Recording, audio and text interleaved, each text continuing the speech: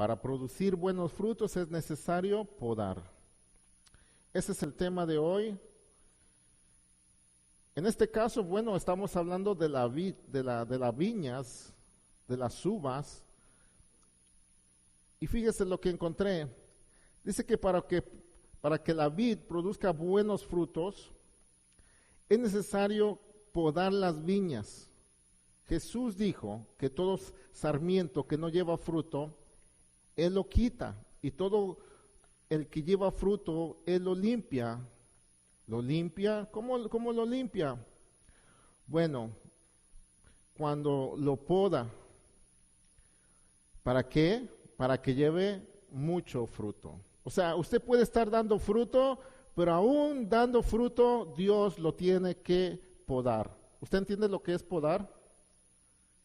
Cuando un árbol no da mucho fruto, lo que hacen es que cortan las ramas. Cuando usted tiene un montón de rosas y usted quiere que nazcan muchas rosas, más de las que tiene que cortarlas, podarlas, para que salgan retoños nuevos. Eso es lo que significa podar. El podar las ramas productivas y cortar las estériles permite conseguir fruto de buena calidad, pues se aprovecha mejor la vitalidad de la planta. En las tierras bíblicas, la poda empezaba en la primavera, alrededor de marzo, y se repetía de nuevo en abril y mayo si era necesario. O sea que había un tiempo de podar la vid, pero si era necesario volver a podarlo, se tenía que hacer. Si se cuida y se poda bien una vid productiva, puede vivir y crecer mucho. Por ejemplo, se informa que una vid de Jericó tenía más de 300 años y su tronco tenía un diámetro de casi 46 centímetros. A veces estas vides viejas alcanzaban una altura de 9 metros y eran verdaderos árboles, o sea que crecían. Pero a pesar de su tamaño, comparable a lo de los árboles del bosque, la madera de la vid no sirve ni como palo con el cual hacer algún trabajo, ni como estaca en el cual colgar cualquier clase de utensilio, porque es demasiado blanda y no es suficientemente recta para usarla como madera. La madera de la vid solo servía para una sola cosa, para prender fuego. Por lo tanto, esta madera, que solo servía como combustible para el fuego, se empleó por Jesús como ilustración apropiada de los habitantes infieles de Jerusalén, cuyo destino final sería semejante al de la vid infructífera. Mire, en Ezequiel capítulo 15, verso 1, aquí vamos a encontrar una metáfora. Ezequiel 15:1, si usted lo busca. Y antes de leer, déjeme decirle, recordemos que la vid podía vivir muchos años, podía crecer muy grande, muy alto, ser muy frondoso, tener mucho alcance, mucha rama, pero al final, para cuando se secaba, no servía para nada, sino que no se podía usar como estaca, no se podía usar como para hacer una tranca, no se podía usar para nada, porque esta era tan suave la madera, que dicen aquí los escritores que solo servía para una sola cosa, para alimentar el fuego, ¿no? Para el fuego. Y fíjese, Ezequiel nos revela igual lo mismo que acabamos de decir. Ezequiel 15:1 dice, vino a mí palabra de Jehová diciendo, hijo de hombre, ¿qué es la madera de la vid más que cualquier otra madera? ¿Qué es el sarmiento entre los árboles del bosque? ¿Tomarán de ella madera para hacer alguna obra? La respuesta es no.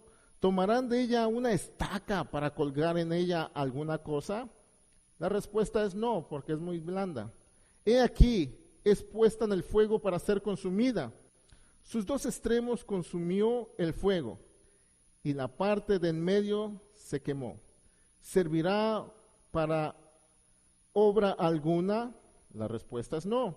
He aquí que cuando estaban entera no servía para obra alguna, cuanto menos después que el fuego la hubiera consumido y fuere quemada. ¿Servirá más para obra alguna? Pues la respuesta es no sirve. Por tanto, así ha dicho Jehová el Señor, como la madera de la vid entre los árboles del bosque, la cual dio al fuego para que la consumiese, así haré a los moradores de Jerusalén y pondré mi rostro contra ellos, aunque del fuego se escaparon, fuego los consumirá. Y sabréis que yo soy Jehová cuando pusiere mi rostro contra ellos. Fíjese lo que dice Ezequiel. Ezequiel lo que nos está diciendo es lo mismo que yo le leí al principio. ¿Para qué sirve la madera de la vid? Para nada. Para colgar algo, no sirve. Si cuando estaba viva no sirvió para nada, o sea, no dio su fruto que tenía que dar, no sirvió para que diera la uva que tenía que dar, pues ya seca, ¿para qué sirve? Y después dice, y si es quemada, ¿para qué sirve quemada? Pues tampoco para nada. O sea, las 3 veces no sirvió para nada, porque cuando estaba en vida, ¿dio fruto? No. Se cortó y solamente sirvió para una sola cosa, para ser quemada. Solamente, no, nada más, solamente para eso. Fíjese, la vid es una planta prolífica, una sola vid producía muchas uvas. En el tiempo antiguo, las uvas simbolizan la capacidad de Israel de llevar fruto haciendo la obra de Dios en la tierra. Y Dios quiere que tú y yo llevemos mucho fruto. Pero para eso tenemos que ser podados. ¿Para qué tenemos que ser podados? Para dar mucho fruto. No dar fruto solamente, sino dar mucho fruto. Entonces Juan, capítulo 15, verso 1 nos dice, yo soy la vid verdadera y mi Padre es el labrador. Aquí Jesús apunta a Él como la fuente de la vida vital, el crecimiento y productividad espiritual. Él se está diciendo, yo soy y de mí mana la vida, el crecimiento y todo lo que tú puedas hacer espiritualmente. ¿De quién? De Dios. Es de Él. Dice, yo soy. De mí mana todo eso, el crecimiento. Todo lo que tú puedas hacer espiritualmente tiene que salir de mí, dice Jesús. Yo soy la vid verdadera. Y después añade, y mi Padre es el labrador. Nosotros estamos pegados con Jesús. Recuerde que Dios ahora nos exige, no nos pide, nos exige que demos frutos. ¿Por qué? Primeramente porque ya nos dio las herramientas para que nosotros seamos o llevemos fruto. Ya les puso el Espíritu Santo, ya el Espíritu Santo está en nosotros y el Espíritu Santo, como todo buen árbol, el árbol ni siquiera lo tiene que apurar, ni siquiera le tiene que regañar, ni levantarse todos los días. Mira, apúrate para que des más fruto. Mira, apúrate para que te salgan tus florecitas. No, el fruto, el árbol natural sale, crece y empieza a dar las flores y a sacar su fruto, porque eso es lo natural de un árbol que da fruto, o que tiene pues un árbol que es que se cortan pues manzanas, peras, ¿verdad? Es muy natural que llegue el momento en que empiece a dar fruto. Jesús está esperando que nosotros saquemos o que llevemos nuestro fruto, que el fruto se empiece a ver en nosotros. No es algo que si queremos, es que se tiene que ver en nosotros el fruto. Si es que estamos pegados en Jesús, porque ya Jesús nos dio las herramientas, ya tenemos el Espíritu Santo en nosotros que nos ayuda a que podamos pues ejercer, a que podamos, ya tenemos la vida de Dios en nosotros y eso nos ayuda a dar el fruto que Dios quiere que demos. Por eso Él nos dice, yo soy la vid verdadera y mi Padre es el que está cuidando. Él es el que está velando. Dios Padre nos mira y dice, ¿dónde está el fruto? ¿Estás pegado a la vid? ¿Cuántos están pegados a la vid aquí? Bueno, ya estamos en la vid. ¿Cuánto tiempo hemos estado pegados en la vid?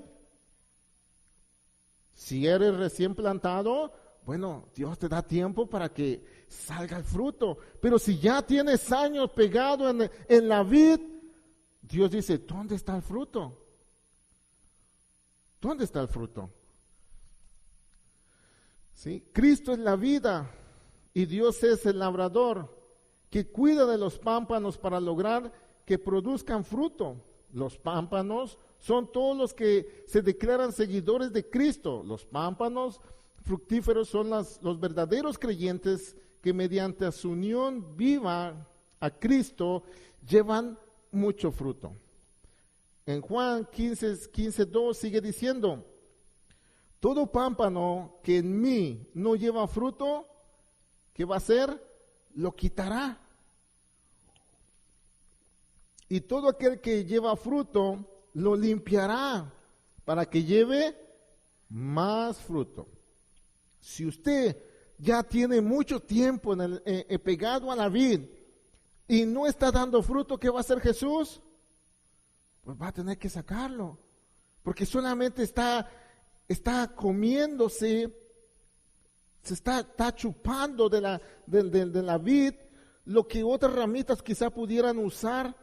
Sí, por eso los que podaban la planta veían que si una rama no estaba produciendo, lo que hacían es que la cortaban para que la que estaba delante y así estaba produciendo diera sus frutos más bonitos. Entonces, esto es lo que está viendo Jesús. Dice, tú no estás dando buen fruto, pero él sí. Entonces te voy a tener que cortar a ti para que él siga dando buen fruto. Nosotros estamos pegados entonces ya a la vid. Si nosotros decimos que estamos ya pegados ahí con Dios, entonces tenemos que dar fruto. Pero los pámpanos, o sea, las ramas que en mí no llevan fruto, dice Jesús, los quitaré. Y todo aquel que lleva fruto lo limpiará para que lleve más fruto. Para producir buena uva es necesario entonces podar las viñas. Pero cuando se poda, se entiende que se tiene que cortar las ramas. Cortar. Algunos lo hacen quizá con tijera, algunos quizá lo pueden hacer con un cuchillo. Ahora, cuando usted poda un árbol, una planta, una rosa, un arbolito, ¿qué le pasa a ese arbolito? ¿Qué le pasa al tallito? Toma fuerza, pero primero, ¿qué le pasa? ¿Qué hace el pedacito? Le sale como una lagrimita.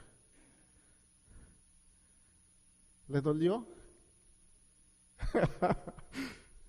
Yo creo que le dolió.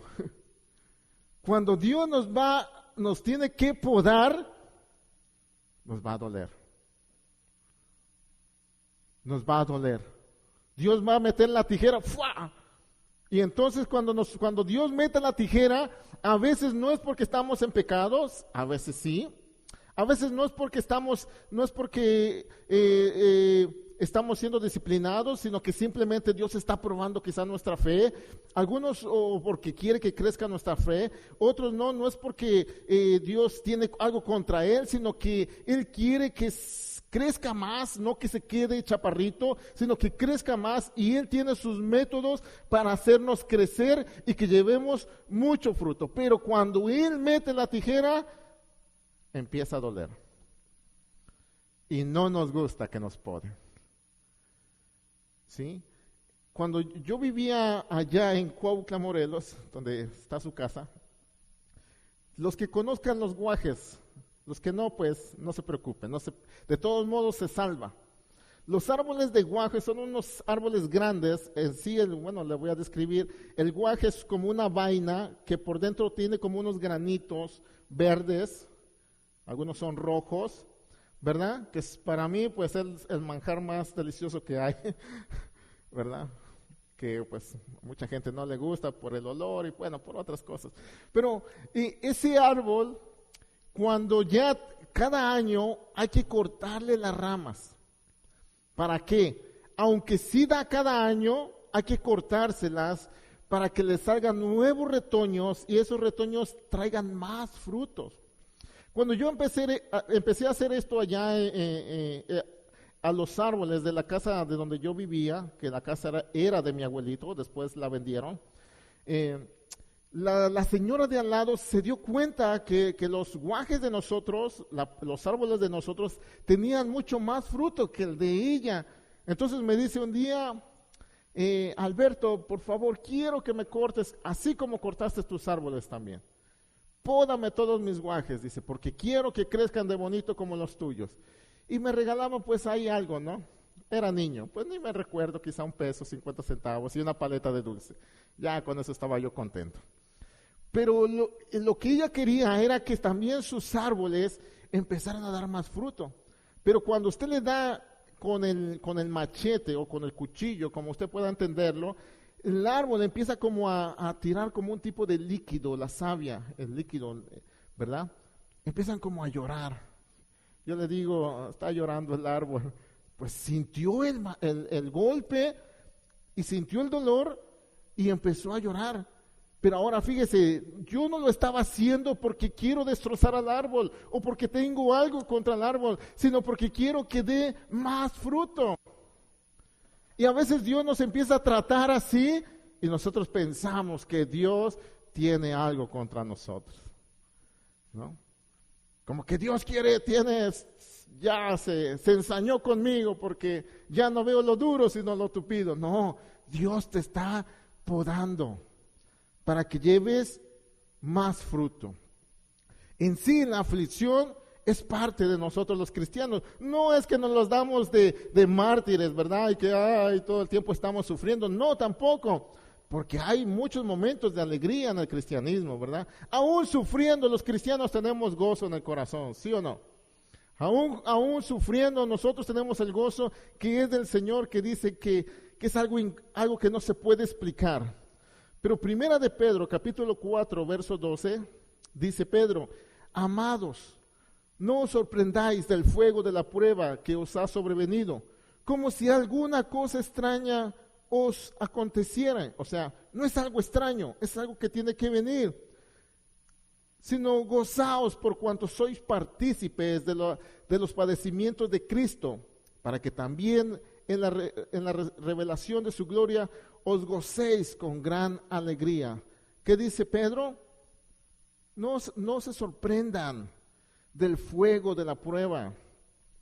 Ahora fíjese, los israelitas sabían que cuando venía el fuego de la prueba venía de parte de Dios.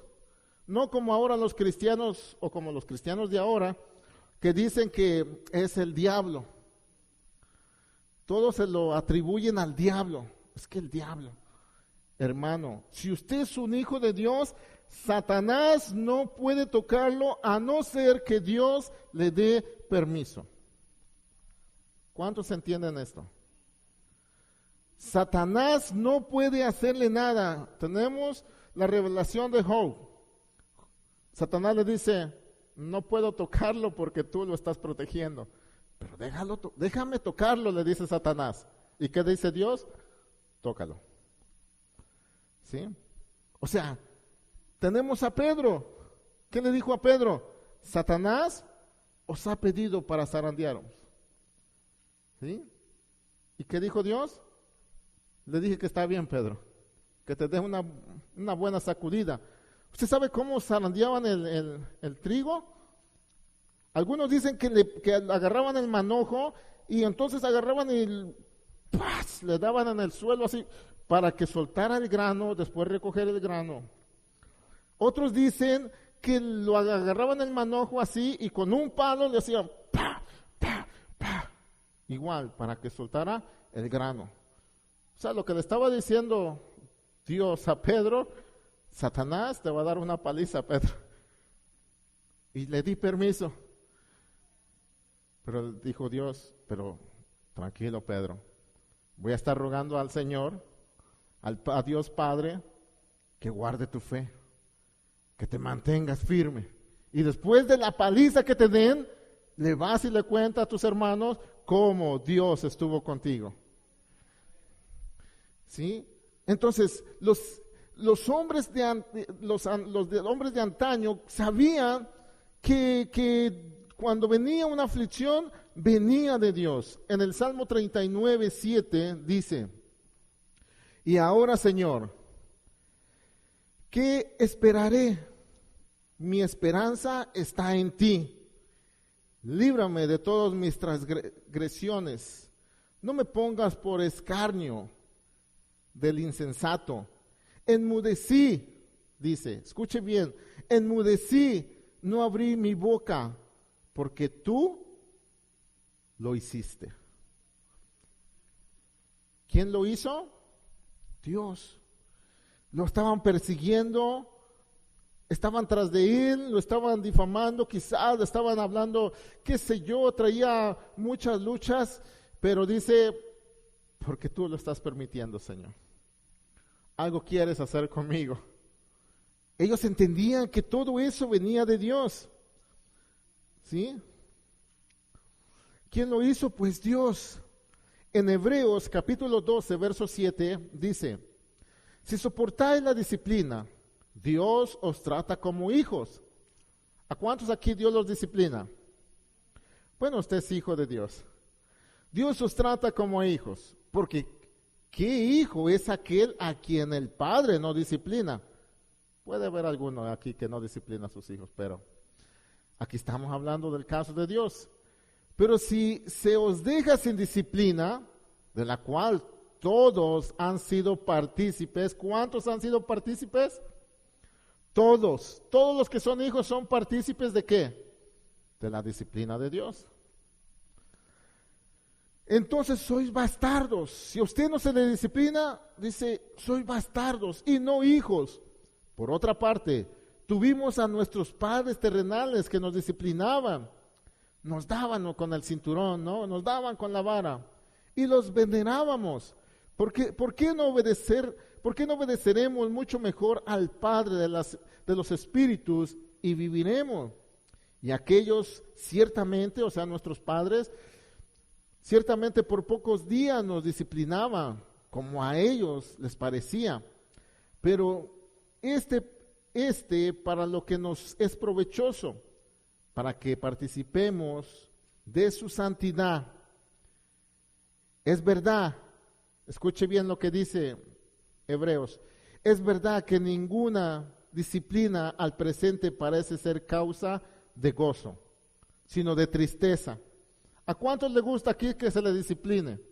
¿A cuántos le gustaba que su papá le diera con el cinturón, con la vara o con la cuchara, con el tenedor? A nadie, ¿verdad que no? Lo regañaban y lo primero que decían, no me quieren. Te odio, mamá, te odio, papá. Le decía. Porque el padre nos disciplinaban. ¿Y por qué ahora que usted que ya es mayor, cuando lo disciplinaban, tenían razón, sí o no? Claro que tenían razón. Sí tenían razón. Pero dice, parece ser que no es causa de gozo, sino de tristeza. Claro, nos ponemos tristes. Pero mire, escuche bien. Pero después da fruto apacible de justicia a los que en ellos o a los que en ella han sido ejercitados. O sea que cuando Dios nos disciplina es porque quiere sacar de nosotros algo mejor. Su padre lo disciplinaba porque quería que usted fuese alguien mejor. No que fuera un vago, no que fuera un borracho, no que fuera un drogadicto, no que fuera un bandolero por ahí, un Juan sin miedo, no. Él quería que usted fuese un joven o un hombre mejor que los compañeros con los que usted andaba. Por eso se le disciplinaba. Jesús nos dice, sino si Dios te disciplina es porque Él quiere para ti algo mejor. Y si tú aceptas la corrección, la disciplina, entonces verás el fruto de tu aflicción. Te va a doler, pero si tú lo aceptas, tú dices, Señor, lo acepto. Sí, porque cuando viene la aflicción, muchos corren. Lo primero que hacemos cuando viene la aflicción, ya no vamos a la iglesia. porque estamos cansados, porque no tengo ganas, porque... Pero cuando estamos en la aflicción, el Señor nos está tratando de decir, mira, te estoy afligiendo, pero porque quiero sacar de ti algo bueno. Pero si tú no soportas y no logras pasar esa aflicción, ese dolor que Dios te está poniendo, pues entonces, ¿cómo va a venir el fruto? ¿Cómo va a venir ese gozo? ¿Cómo va a venir entonces eso que Dios está esperando de ti? Si en el fuego que estás pasando, lo que Dios quiere es sacar una mejor alabanza. Si usted viene un día que está bien atribulado a la iglesia, va a sacar la mejor alabanza que cree que usted no tiene. Porque en el medio del dolor es cuando nosotros empezamos verdaderamente a adorar a Dios. No solamente hacemos la pantomima, sino que de verdad adoramos porque estamos adoloridos, porque necesitamos un milagro, y cuando estamos en el altar, decimos, Señor, aquí estoy, doblegados, ¿sí? Aunque nos está podando, pero estamos ahí. Entonces, después de todo eso, después de que Dios nos dé pues nuestra disciplina, y aunque ciertamente no va a ser de mucho gozo, sino de tristeza, pero después da fruto apacible, de justicia. En 1 Corintios capítulo 11, verso 32, ahí nos dice, mas siendo juzgados, somos castigados por el Señor. ¿Por quién somos castigados? Por el Señor, para que no seamos condenados con el mundo. Fíjese, esto es algo como las palabras de un verdadero Padre, ¿no? Que es nuestro Señor. Mas siendo juzgados, aquí la palabra juzgados es tratar o tratados. Mas siendo tratados como ¿qué? Como hijos, somos ¿qué? Castigados. Aquí castigados también se traduce en el griego disciplinados. O sea, somos tratados como hijos y entonces somos ¿qué? Disciplinados. ¿Por quién? Por el Señor. ¿Para qué? Para que no seamos condenados con el mundo. O sea, que cuando Dios nos da unas palmaditas, cuando Dios nos aflige, es lo que nos está diciendo, mira, lo que estás haciendo no está bien. Y regresa. Vuelve al camino. Porque lo que estás haciendo no está bien. Y si lo sigues haciendo, te puedes perder. Pero si regresa, si usted acepta la disciplina de Dios y regresa, entonces no seremos condenados con el mundo. Usted sabe que va a haber una condenación para aquellos que rechazan a Dios. Y aún para los tibios, ¿verdad? Porque hay tibios también. ¿Y qué les hace Dios a los tibios? No le gusta. Dice Jesús, prefiero que seas frío, que seas caliente, pero tibio no me sirves para nada. Entonces, no. Dios está tratando con nosotros. Él nos va, pues claro, nos va a disciplinar. Y cuando Dios nos disciplina, ¿es solo por gusto? No, Él sabe que eso nos sirve y resulta para bendición a todos nosotros. ¿Sí? Romanos 8:28, este pasaje usted se lo sabe. Romanos 8:28 dice, y sabemos que a los que aman a Dios, todas las aflicciones, todo el dolor, todo lo que usted llore, todo lo que le pase, la gripa, la tos, dolor de hueso, todo, ¿qué?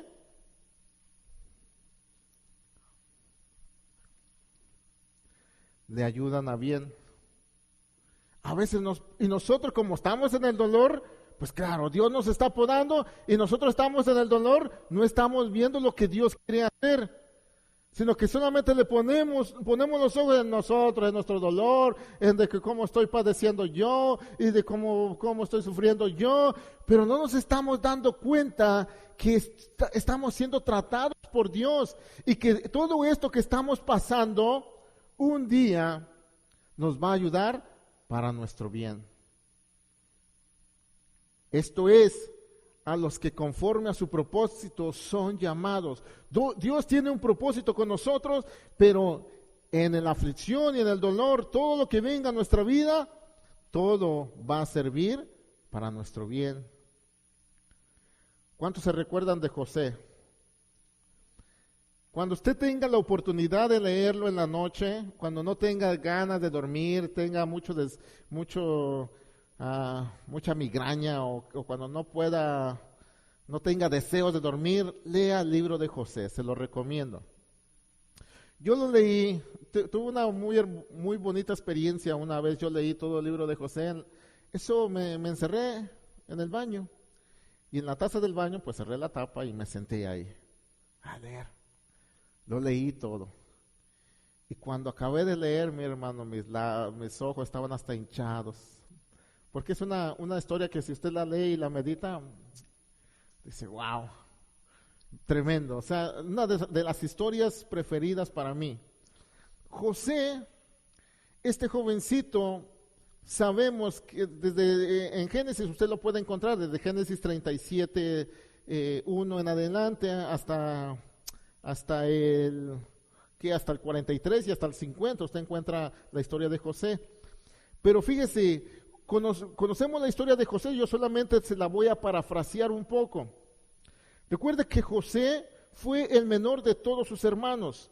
Dice la Biblia que él fue muy amado por su padre y que el padre pues le regaló, le mandó a hacer una túnica de colores, ¿no? Y dice que pues como era el más consentido, el que pues amaban más, lo amaban mucho, dice que estaba ahí en la casa y que nomás iba a ver qué hacían sus hermanos y le traía el recado a su papá. Y sus hermanos se enojaban porque pues él los acosaba con el papá, ¿no? Y dice que pues no lo querían mucho, entonces, ¿qué planean sus hermanos? Matarlo.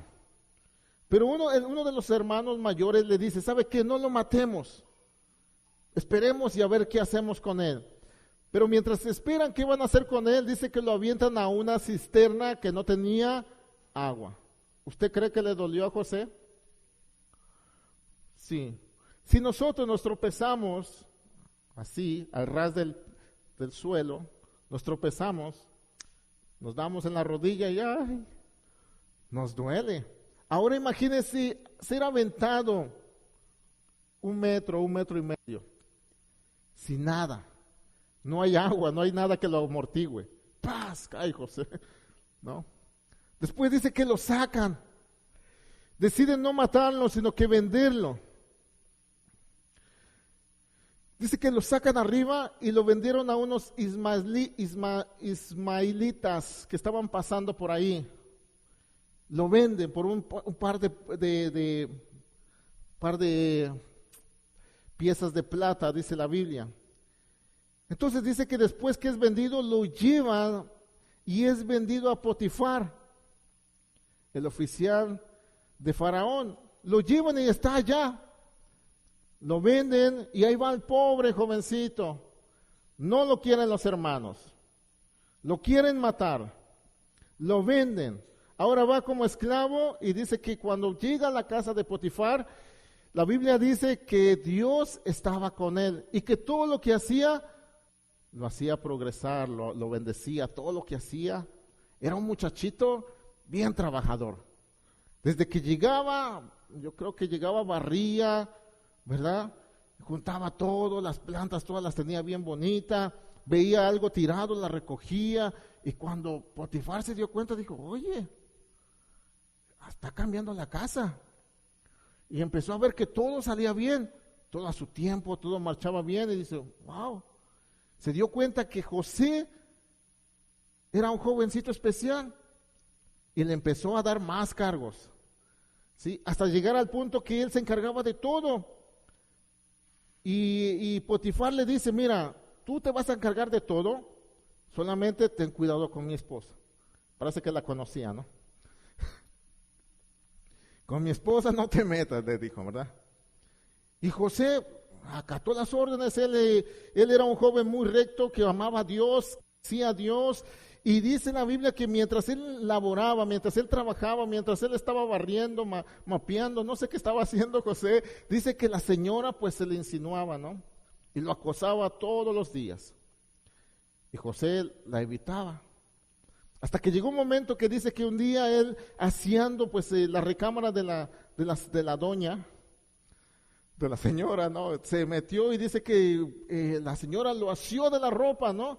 Y le dijo, duerme conmigo. O sea, lo quería violar. Tremenda esta doña, ¿no? Y José dice, no. Pero lo impresionante de esto que él dice, ¿cómo haré yo este gran mal a mi Dios? Y pecar contra él. Dijo, no, yo no haré esto.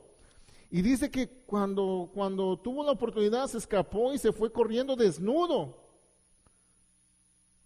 Y salió José. Lo acusan por tratar de violar a la mujer de este hombre. Va a la cárcel.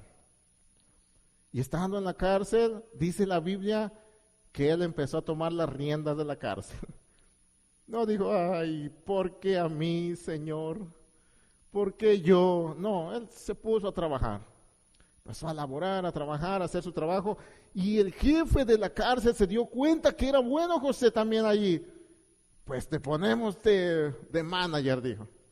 Y aquí tú vas a ser el encargado. Y lo ponen ahí de encargado a José. Dice que llega, la historia dice que llega el panadero y el que le daba el vino al rey, que tuvieron ahí un problemita con el rey, los mandaron a la cárcel y José dice que los consolaba. Que cuando los veía tristes les preguntaba, oye, ¿qué te pasa? Y no, mira, es que estamos eso. Y los consolaba. ¿Usted se imagina a José, después de todo lo que le ha pasado, consolando a otra gente? Si nos hubiera pasado a nosotros, tuviéramos la cara más larga que un elefante. O tuviéramos la cara como cara de lata, como dice un predicador por ahí. No, José, no importa lo que le hubiera pasado, él seguía contento, animando ahí al panadero y al que le daba el vino al rey. Y dice que cuando estuvo ahí, le interpretan los sueños a ellos dos y pasa el sueño. Pero José le dice a uno, mira, al que le daba el vino al rey, le dijo, mira, cuando estés delante del rey, acuérdate de mí. Como diciendo, aboga por mí, ¿no? Dile que aquí estoy. Y dice, al final de ese pasaje, dice que el hombre se olvidó de José. Pero algo importante, el hombre se puede olvidar de usted, pero Dios nunca se olvida de usted. Y José estaba allí. Cuando dice que en la Biblia que Faraón tiene un sueño y nadie le puede revelar el sueño, dice que hasta manda a colgar a todos los parientes de Walter Mercado y del niño prodigio. Los mandó a colgar a todos porque no podían interpretarle el sueño. Y entonces se acuerdan que hay un jovencito allá, José. Ese es bueno para interpretar los sueños. Cuando José llega delante de él, le dice, mira, no soy yo. Porque hubiera sido otro, hubiera dicho, sí, yo soy aquí el que hago los milagros. No, dijo, no soy yo, es Dios el que me lo revela. ¿Ve? Y ahí está José. Y llegó José y le empieza a revelarle, ustedes conocen la historia. Empieza a decirle, a contarle lo de las espigas, lo de las vacas gordas y las vacas flacas, y le empieza a revelar y le empieza a decir, mira, esto es lo que va a pasar, el sueño es de parte de Dios, y si tú no haces algo, todos van a padecer. Entonces, Faraón lo pone a José al mando de todo. Fíjese cómo Dios es, ¿no? Pero si nosotros fuéramos José, ¿cómo estuviéramos? Un poco amargados ya, ¿no? Porque pues no me quieren mis hermanos. Me vendieron, me maltrataron, me humillaron. Ahora estoy aquí vendido y estoy en la casa de un hombre con esta mujer que me acosa todos los días. Me acusan de quererla violar y yo no la quise violar. Ahora estoy en la cárcel. Y ahí está José, pero contento, sin amargura, ¿sí? Al final de toda la historia, dice la Biblia que vino lo que tenía que pasar, vino el hambre. Entonces todos los pueblos, o todos la gente que estaba alrededor de ese lugar, fueron a traer comida donde había comida, donde estaba José. Y dice que llegan sus hermanos. José lo reconoce. Y dice en Génesis 45:1, esto sí lo voy a leer. Génesis 45:1 dice, y no podía ya José contenerse delante de todos los que estaban al lado suyo. O sea, llegaron sus hermanos a pedir comida y él los recibió y los conoció y ya no aguantaba las lágrimas, el deseo de abrazarlos y exclamó, hacer salir de mi presencia a todos, dice, y no quedó nadie con él. Al darse a conocer José y a sus hermanos, entonces se dio a llorar a gritos. Fíjese lo que pasó. Cuando se descubrió, él empezó a llorar a gritos, y oyeron los gritos los egipcios, y oyó también la casa de Faraón. Y dijo José a sus hermanos, yo soy José, ¿vive aún mi padre? Y sus hermanos no pudieron responderle porque estaban turbados delante de él. Entonces dijo José a sus hermanos, acercaos ahora a mí. Y ellos se acercaron. Ahora pues, no os entristezcáis, ni os pese haberme vendido. Ahí viene, ponga atención. Porque para preservación de vida me envió Dios delante de vosotros. Pues ya ha habido 2 años de hambre en medio de la tierra, y aún quedan 5 años en las cuales ni arada, ni siega, y Dios me envió delante de vosotros para preservaros posteridad sobre la tierra y para daros vida por medio de la gran liberación. Así pues, escuche, no me enviaste acá vosotros, sino Dios. José lo entendió. Él dijo, todo esto fue un plan creado ¿por quién? Por Dios. Pero a nosotros como que nos cuesta un poco de trabajo, ¿no? Pasamos por la tribulación, pasamos por la escasez, pasamos por algún problema y el diablo decimos. No, el diablo no, hermano. Es Dios tratando con nosotros, hablándonos a nosotros. Está ahí buscando llamar nuestra atención, diciéndome, soy yo, no es el diablo, soy yo el que te estoy haciendo esto. Él le dice, mira, no fueron ustedes, Dios solamente los usó a ustedes como un instrumento. Usó a Faraón, usó al carcelero, usó a Potifar, usó a esta mujer, usó a los vendedores. Todos fueron usados simplemente para que esto pudiera suceder. Porque la Biblia dice que todo obra para bien para los que aman a Dios. Santiago 1:2 dice, hermanos míos, tener por gozo, o por sumo gozo, cuando os halléis en diversas pruebas, sabiendo que la prueba de vuestra fe produce paciencia. Sabiendo que la prueba de vuestra fe produce paciencia. Aquí paciencia en el griego es resistencia, aguante. ¿Sí? O sea, que cuando nosotros estamos en la prueba y pasamos una prueba y pasamos otra prueba, empezamos a agarrar resistencia, como el hombre que corre primero 1 milla, después 2 millas, 3 millas, 4 millas, y después puede correr todo un buen tramo y no se cansa. ¿Por qué? Porque ya tiene esa resistencia. O sea, la prueba produce en nosotros resistencia, aguante. El sufrimiento es fíjese, el sufrimiento es el mango del cuchillo del Padre, y la hoja es la palabra de Dios. Jesús dijo a sus discípulos, ya vosotros estáis limpios por la palabra que os he hablado. ¿Cómo somos limpiados? A través de la palabra, cuando escuchamos la palabra. Colosenses 3:16 dice, la palabra de Cristo mora en abundancia en vosotros, enseñándoos y exhortándoos unos a otros en toda sabiduría, cantando con gracia en vuestros corazones al Señor con salmos e himnos y cánticos espirituales. Pero ¿cómo llegamos a cantar en medio de la tribulación? Cuando estamos llenos de la palabra de Dios, hermano.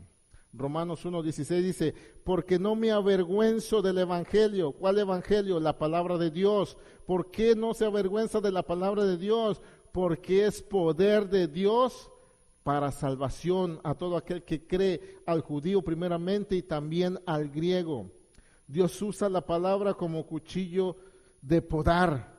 Y dice Hebreo 4:12, porque la palabra de Dios es viva y eficaz y más cortante que toda espada de dos filos. ¿Cómo es la palabra? La palabra viene y nos da ahí, ¿sí? Y a veces le echamos la culpa al pastor. No es el pastor, hermano. Es la palabra que le está dando.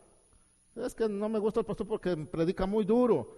No, pero si yo no soy, yo quisiera buscar las palabras más bonitas para que sus oídos no se lastimen. Pero la palabra es así. ¿Qué voy a hacer?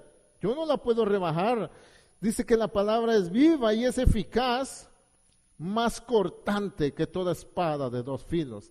Y que hace y penetra hasta partir el alma y el espíritu, las coyunturas y los tuétanos, y discierne los pensamientos y las intenciones del corazón. Para eso venimos a escuchar la palabra, para eso es la palabra. Entonces sigue diciendo Juan 15:4, permanecer en mí y yo en vosotros, como el pámpano no puede llevar fruto por sí mismo si no permanece en la vid, así tampoco vosotros si no permanecéis en mí. Recuerde que el crecimiento depende de estar pegado a la vid, o sea, que estemos pegados a Cristo.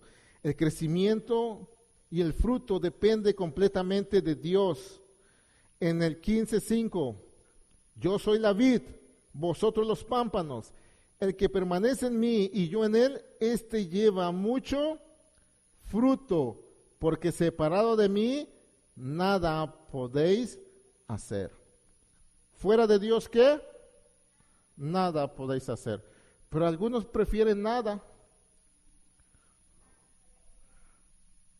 No sé por qué. No sé por qué algunos prefieren nada. Si estamos pegados a la vid, tenemos que estar allí, entonces. ¿Sí? Si nosotros estamos a la vid, entonces dice, entonces vas a llevar mucho fruto. Salmo 1:1 dice, bienaventurado el varón que no anduvo en consejos de malos, ni estuvo en camino de pecadores, ni en silla de escarnecedores se ha sentado, sino que en la ley de Jehová está su delicia, y en su ley medita de día y de noche. Será como árbol plantado junto a corrientes de aguas, que da su fruto a su tiempo, y su hoja no cae, y todo lo que hace prosperará. ¿Quiénes? Los que están cerca de Dios. Los que se deleitan en la ley de Dios. Salmo 92:12. El justo florecerá como la palmera, crecerá cedro en el Líbano, plantados en la casa de Jehová, en los atrios de nuestro Dios, florecerán. Cuando están ¿con quién? Pegados a Dios, junto a Dios. Santiago 3:17 dice, pero la sabiduría que es de lo alto es primeramente pura, después pacifica, es amable, benigna, llena de misericordia y de buenos frutos, sin incertidumbre ni hipocresía. Cuando nosotros damos buenos frutos, entonces vamos a entender esto y a empezar a practicar esto, y vamos a sentir esto. Nos va a hacer que seamos amables, misericordiosos, y vamos a empezar a sentir esos frutos del Espíritu Santo, ¿verdad? Ya vamos a tener un poco más de paciencia con los hermanos y vamos a empezar a amar, pero cuando estamos pegados a la vid, Dios quiere que seamos fructíferos, pero las preocupaciones y los afanes no nos dejan. A veces, ¿cuántos de aquí quieren ser, de verdad, dar mucho fruto? Pero ¿por qué no puede? Marcos 4:19 dice, pero los afanes de este siglo, es que tengo que trabajar para comprarme la plasma, la casa, el terreno, le tengo que poner una taza de baño, de aquellas que echen agua y no sé qué, y que no gasten mucha agua, y una tina Tengo que ahorrar y no, pues no puedo ir a la iglesia. Pero los afanes de este siglo y el engaño de las riquezas, no, es que tengo que hacer chavitos, dinero, money. Y la codicia de otras cosas, aparte del dinero, ¿no? Entran y ahogan la palabra y se hacen infructuosa. No, es que tengo que hacer esto, tengo que hacer lo otro, y bueno, ya por ahí venía la florecita y ¡plip!, se muere. Apenas venía la florecita, o algunos ya venía la florecita y ya hasta venía el frutito ahí, y ¡plip!, se despega de Dios y ¡plip!, se muere. ¿Y si hacen qué? Infructuosos. Terminamos Juan 15:6. El que en mí no permanece será echado fuera como pámpano y se secará. Y lo recogen y lo echan ¿dónde? En el fuego y arde. ¿Para qué dijimos que sirve la madera de la vid? Para solamente una cosa. Para alimentar el fuego, para crear fuego. Entonces fíjese, los que no sirvieron, los que se separaron de Cristo, ¿qué va a pasar? Se empiezan a marchitar. No inmediatamente, porque los que se separan de Cristo, cuando usted corta una rama natural, no se seca inmediatamente, ¿verdad que no? Se le ve un poco de verdor ahí, se ve un poco verde. Pero con el tiempo se empieza a poner amarilla, las hojas amarillas, pálida, y después se empieza ya a ver ya más frágil, y ya cuando se ve solamente se ve cafecita, ¿no? Ya cuando se da cuenta ya está toda tiesa así, y la hace, y dice, wow, ya se secó. Sí, porque ya no estaba pegado al árbol. Así nosotros, si nosotros dejamos de estar pegados a Dios, no rápidamente, pero poco a poco se empieza a secar hasta que llegue a morir. Y ya muerto, ¿para qué sirve? Para una sola cosa, para el fuego. Para el fuego solamente, nada más. No sirve para otra cosa. Mateo 3:10 dice, y ya también el hacha está puesta a la raíz de los árboles. Por tanto, todo árbol que no da buen fruto es cortado y echado en el fuego. Hebreos 6:7, y aquí termino. Porque la tierra que bebe la lluvia, que muchas veces cae sobre ella, y produce hierba provechosa, a aquellos por las cuales es labrada, recibe bendición de Dios. Pero los que producen espinos, abrojos, es reprobada. Está próxima a ser maldecida, y su fin es el ser quemada. Si nosotros nos separamos de Dios, moriremos, nos secaremos y solamente serviremos para una sola cosa, el fuego eterno. Así que póngase de pie, por favor.